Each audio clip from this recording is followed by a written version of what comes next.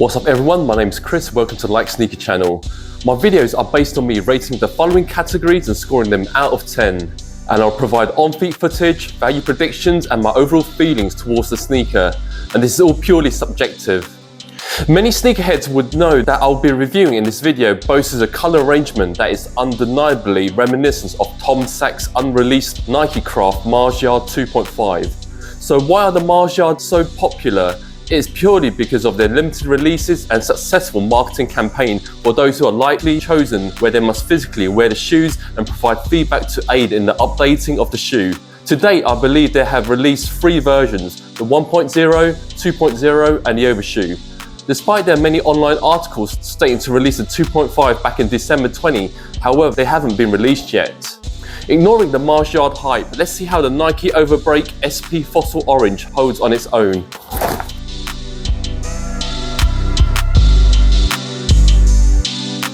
Released back in February 2021, they were set at a retail price of £125, which is equivalent to $140 US. I got these from StockX and paid a bit more than retail. The collaboration between Nike and the American contemporary artist Tom Sachs has given life to silhouettes that have become instant grails. Since the Mars Yard, the legendary sneaker born from Tom Sachs' creation, first appeared in 2012. The original colorway made of the red accents and neutral tones has been incorporated into dozens of Nike sneakers in the seasons to come, and one I have done a review on Nike Daybreak model previously. Now that the same colorway is re-proposed on the Nike Daybreak SP, a sneaker characterized by a mixture of the upper of the Daybreak DNA and the sole of the Overreact, which has made its debut in the SPA line 2 years ago. The outsole, with its exaggerated dimensions, recalls details of inserts typical of hiking and trekking shoes, adding an almost rocky texture to the shoe. The Mars Yard look is quite cheeky of Nike, but I do think it goes very well with the colour scheme of the upper, and it does give a space age vibe to it. For concept, I'll give this a score of 8. These comes in a standard Nike cardboard box. Here's a shot of the label for those who are interested. There is a second pair of laces which comes in the same rope style in beige. For this, I will give it a 7. First of all, the whole shoe appears with synthetic sail foundations and tan nubuck, overlaid with an oversized red leather swoosh on top. The feature I've just mentioned is similar to Mars Yard specifically. Starting from the front, there is a semi-transparent black rubber toe cap to give it a space boot feel. The tan nubuck also runs up to the eye stay area with 7 eyelets and laced with a dusty orange rope lace. On both lateral and medial panel, you have an oversized red swoosh which lap partially into the eye stay. The tongue includes Nike and Daybreak branding labels. The sock liner is padded in the stiff nylon material in beige colour. Moving towards the heel, the red Nike branding also appears on the heel tab. We have this rather thick cushion in beige colour with the Nike swoosh outlined in faint red. Finally, the centerpiece of the sneaker is the rubber tread Overreact underfoot, which makes an eye-catching base with a modern aesthetic. The outsole is the talking point. I know some people may not like its chunky design. I personally prefer standard size sneakers, but I think this outsole goes very well with the colour scheme of this upper. I will give it a 7. The layered textile synthetic leather and suede element for the upper is rather average. Everything seems rather stiff. I do feel the outsole is robust and should last for a while. I will give this a 7.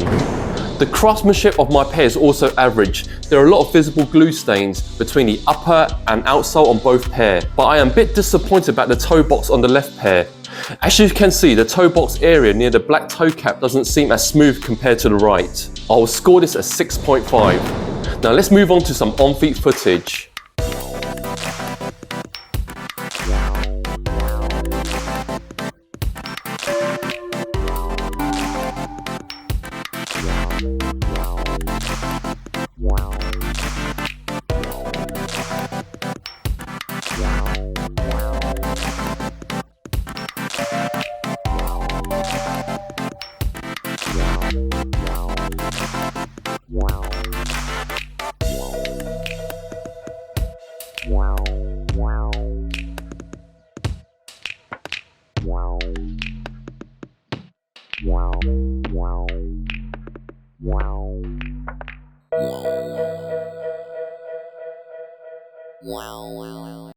With regards to sizing, I understand everyone's foot and shape is unique. What I have done is I've measured my foot physically and I've provided you a simple guide on how I've measured my foot and my measurements, and you can pause and view this guide in your own time. Hopefully this will provide you a better clue for viewers who are typically UK size 10 or US 11 or EU45 towards the fitting of the sneaker. So my foot physically measured 28.1 centimeter lengthwise, flat-footed and normal width feet. My standard Nike for Jordan and Air Max 90s is UK 10. Before I got these, I did some research online on the fitting, and most articles suggest going up half a size. So I went ahead and ordered UK 10.5 instead of my usual 10. But I was a little skeptical because they do look big and chunky and worried that it would fit rather loose. After having these on feet, I'm glad that I did went half size up, as I realised the toe box is actually quite shallow and the insole is quite thick. I find there is just enough room in the toe box area when wearing standard cruise socks. So regardless of whether you have narrow or normal width feet, do go half size up. If you do have wide or stout feet, then do consider going one size up, as these runs pretty snug. Although going up half a size fits me well, I'll probably even consider swapping the original insole to a slimmer one. Physically, they're probably the biggest shoes in my collection, even exceeding my New Balance 992, but it is lighter than it looks. The comfort is rather strange. The outsole is probably one of the best I've worn. It offers a firm but springy response, almost with a slight bounce with every step. Even standing for long hours is fine. The letdown of this silhouette is the shallow toe cap and toe box. What makes it more discomforting is the thickness of the rope laces that nudges on the foot because of the tongue is not padded enough. Therefore, what I would suggest to Nike is best to expand the depth of the toe box area to maximize comfortability of the outsole. I'll score this at 8.5. These may be a hybrid of the Daybreak running shoe, but I would consider these for long walks or trail walking. The colorway is flexible with casual wear, but it might look too chunky for people who are size 10 and above, so I personally would fit these with baggy cargo pants. There is no perforation, so you may find your feet overheating, but then it would also mean it keeps your feet warm in cool climate. I'll score this at 8.5. This colorway is limited, but for controversial reasons. There are speculations that this release upset Tom Sachs, as they are very similar to the Unreleased Mars Yard 2.5 concept. So what Nike did was they took these off the shelves and resprayed it all in grey and re-released it, which is now known as the college grey colorway. Therefore, for those who are highly skillful in paint removal and restoring sneaker, you can potentially restore the college grey back to the fossil orange. But have to be mindful without damaging the suede and leather. I would think the current value is quite low, between 100 to 150 British pounds. But I do foresee this will go up slightly higher, around £250, if Tom Sachs does decide to release its 2.5 version. And this will definitely be a cheaper alternative. Please note these are purely based on my personal predictions. In spite of a very chunky and alien appearance, I actually do appreciate the color blocking, and that is nothing to do with the Mars Yard colorway. It would be something I would personally go for. The slightly downside on my pair is that I think the quality of materials and craftsmanship is average. With regards to lacing, I definitely prefer the secondary beige color laces compared to the default dusty orange. As mentioned previously, if you can increase the depth of the toe box area and the padding of the tongue, then it should maximize the comfort of its outsole. Then I would have given a much higher score.